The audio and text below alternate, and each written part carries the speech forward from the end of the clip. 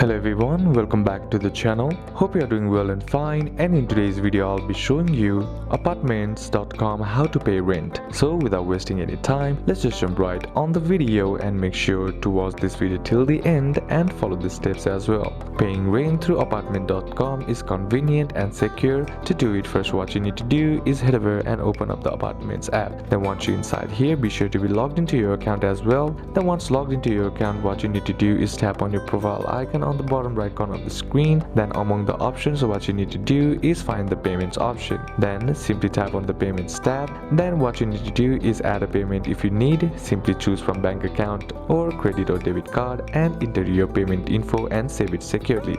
Once that's done, click on pay rent to make a manual payment or toggle auto pay to automatically pay rent on the due date of every month. Then once that's done, review the amount fees, if any, and payment method. Then click submit payments and you'll receive an email confirmation, and you can also track payment history under the payments tab. So these are a couple of steps that you can apply, and that's it for today's video guys. Hope this video was useful to you. Leave a like if it did, comment down any questions that you have, and see you soon on the next one.